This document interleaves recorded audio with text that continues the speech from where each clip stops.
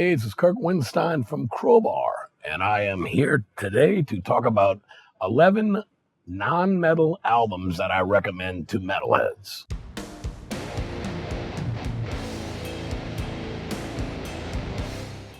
I will start with the Saturday Night Fever soundtrack.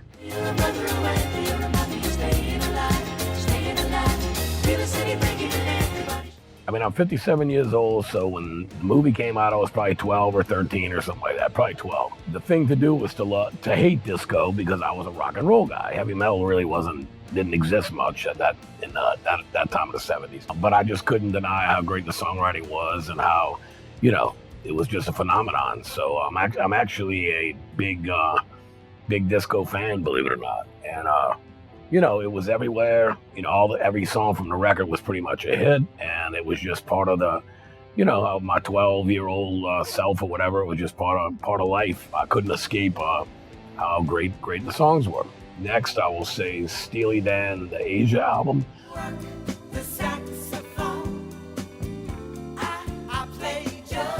I love everything I've ever heard by Steely Dan.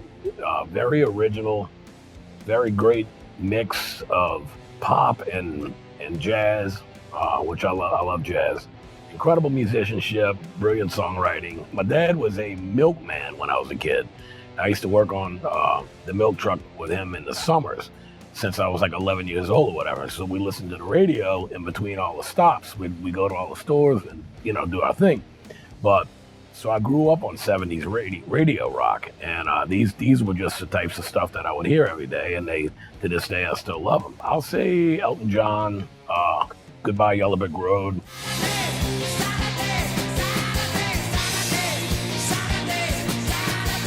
I'm a huge Elton John fan. I've always loved that record and everything that he's done, but when I saw the making, I actually have on DVD the making of Goodbye Yellow Brick Road. When I saw that they would, from scratch, write and record sometimes 2 or 3 songs per day from total scratch. Like he would have a little keyboard thing at breakfast.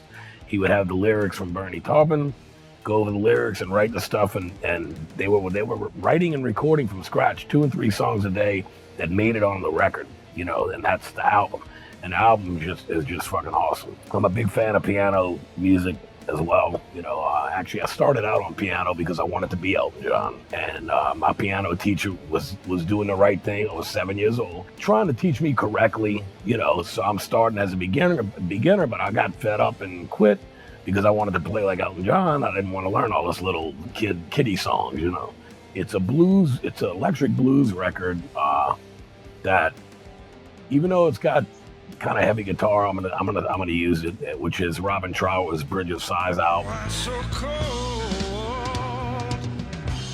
been a long time crossing. It's heavy in its own way, but it's really just got a vibe to it, and he's one of my favorite electric blues players, but definitely not heavy metal.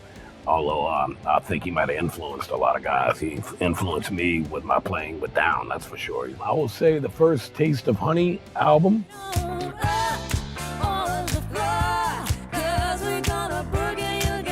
Which has 2 hits. The biggest one is Boogie Oogie Oogie. To be honest with you, my wife always laughs.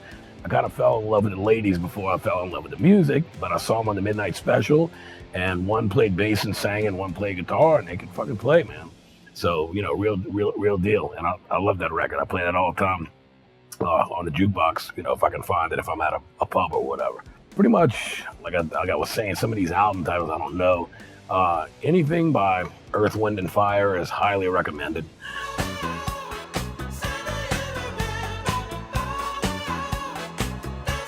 Brilliant musicians. I had the pleasure of working one of their shows at the Superdome with the Isley Brothers and a bunch of other bands, and they were just absolutely fucking amazing. So Earth, Wind and Fire is definitely highly recommended by me. Lisa Gerrard, and the album is called The Mirror Pool.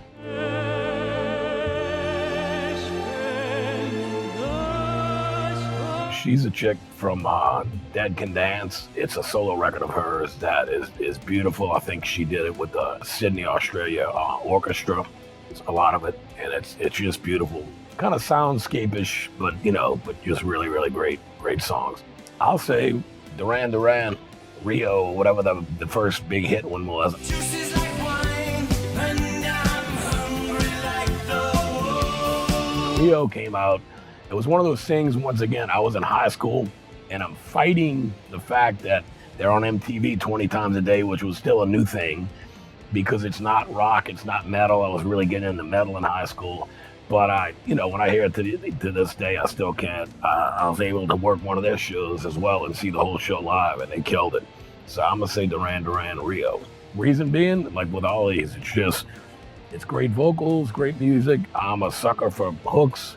I love pop music, and these are all, all these things all these records that I'm mentioning are full of all that. Great musicianship, great hooks, great songs, and that's, to me, that's what music's about. I like George Benson's live album.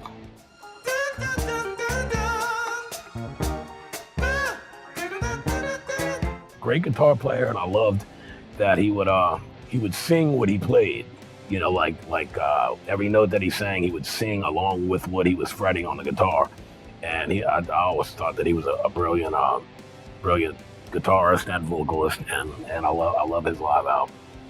I have a live CD by Dr. John, the New Orleans musician, who I believe it was recorded in London, I think, too. I've been in the right place, been a wrong time. I've been in the right city. I love everything that he's ever done. I really love all of the New Orleans musicians, and him being, a hometown guy from New Orleans. Had the pleasure of meeting him twice. Really nice guy. God bless him. My dad used to go see him when he was a teenager. They were around the same age. He actually started out playing guitar, and I think he cut his hand in a fight with a beer bottle or some kind of shit, and he taught himself how to play piano because he couldn't really play guitar anymore, something like that. But Dr. John is brilliant, will always be a vital part of the whole New Orleans music scene, so I'm going to say his live record. I was listening to it while reading his book called The Night Tripper, which was a brilliant book. He's written a couple of books, I believe, but he was very open and honest and in-depth and very informative. And so, yeah, I'll go with Dr. John on that. I'm trying to think. Oh, you know what? The Carpenters' greatest hits. Yes, and I'm on the road again, and it's gone. That was actually my sister. Oh my God, I remember. That's all she played for the longest time. But their greatest hits album is full of great songwriting and just beautiful music.